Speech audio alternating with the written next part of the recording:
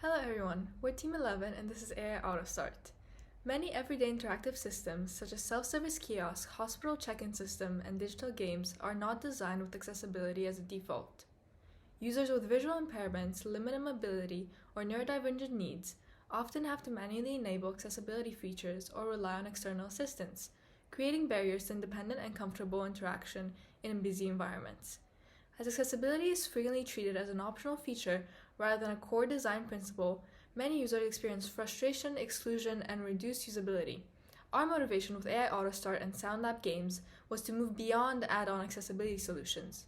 The overall goal of the project is to create a more inclusive and automated computing experience by making accessibility proactive, touch-free, and seamlessly integrated into everyday digital systems. To achieve this, we defined several key requirements for both AI-Autostart and the SoundLab game system. For AI-Autostart, the system needed to run as a lightweight Windows system tray application, recognize hand gestures using the webcam, allow gesture-to-application mapping, and launch apps or files automatically.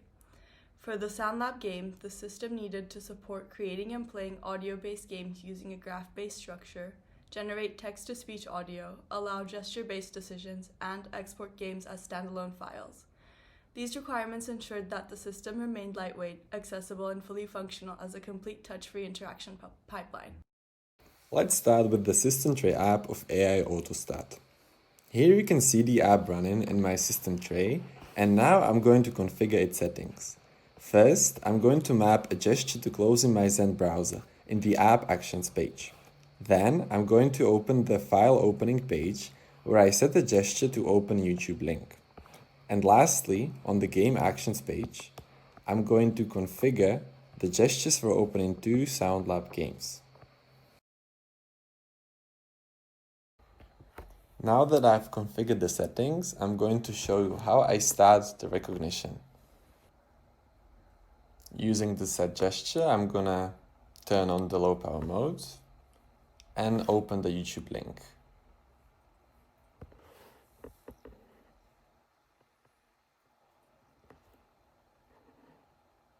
And then close the browser with the gestures I set. Now I'm going to show another feature of AI-Autostart, person recognition.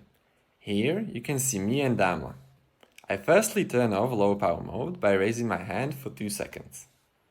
In the background, Damla is trying to use the gesture to close the app, but since the app has recognized me as the interacting user, her gestures won't be detected. And then, when she moves forward, she's able to close the app. Let's dive into how AI-Autostart is implemented. We've separated our system into 5 key components. The architecture starts at the user layer. This is the human side of the system, where the user decides what they want the system to do, such as starting gesture recognition. From there, we move on to the GUI layer, which communicates what the user wants into system logic. The tray interface and settings page translate user choices into structured requests. Those requests are handed over to the processing layer. This is the core decision-making part of the system. It finds the main person in the frame using OpenVINO and interprets recognized gestures from that person using MediaPipe. It also controls power mode, behavior, and decides which actions to execute. To make that possible, the processing layer continuously depends on the input layer. Camera frames are captured using OpenCV and are passed to processing. Finally, the storage layer preserves system configurations, allowing the system to be restarted with consistent behavior. And now let's see it working with the SoundLab games.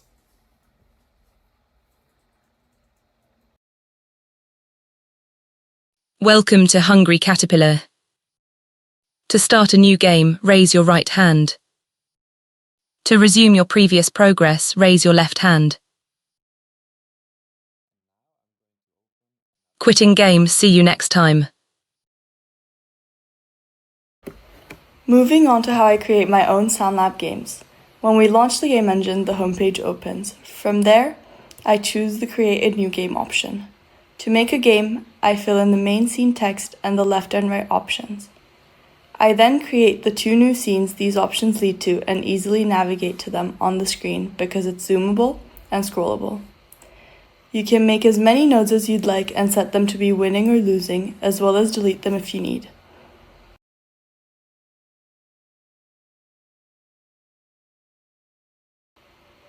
It's also possible to link scenes to older ones, as you can see me do now.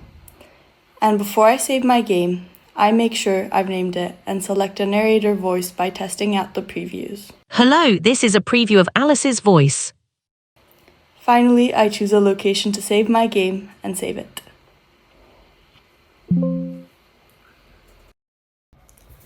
Damla created the game manually, but you can also generate the game using the AI helper.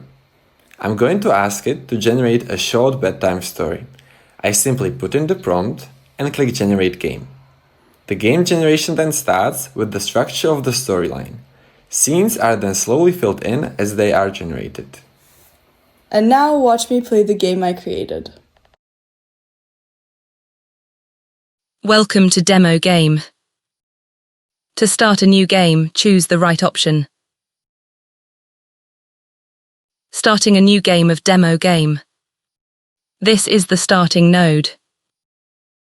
You have two options: go left by selecting the left option, go right by selecting the right option. You are left. You have two options: go left and lose by selecting the left option, go right and win by selecting the right option. The SoundLab game player settings are entirely customizable. I can choose to use my webcam or my keyboard as the input device. And then I can customize the hand gesture or key bindings to game actions as I'd like. But if I try to put the same key or gesture for multiple actions, I get a warning message. As soon as I fix that, I can save my changes. Let's dive into how SoundLab is implemented. We have separated our system into 5 key components. The architecture begins at the user layer. The game creator or player chooses actions such as generating a game, editing content, or running an existing game. Next is a GUI layer, which converts these actions into structured system requests. Built with PySide 6, it provides the game editor and player interface for designing the game logic, managing files, and controlling execution. These requests are handled by the processing layer, the core of the system. It runs AI generation with OpenVINO, validates outputs using Pydantic, produces audio through Kokoro text-to-speech, and manages game runtime and timing. The input layer supplies real-time interaction data, where OpenCV captures webcam frames, MediaPipe detects gestures, and PySide 6 processes keyboard input. Finally, the storage layer maintains game files, generated audio, progress data, and system settings, allowing the application to reload content and operate consistently across sessions. Through AI-Autostart and SoundLab games, we demonstrated how accessibility can be built directly into everyday digital systems, rather than added as an afterthought. Our project shows that proactive and automated accessibility is both feasible and practical, helping create more inclusive and comfortable experiences for everyone. Thank you for listening. Goodbye.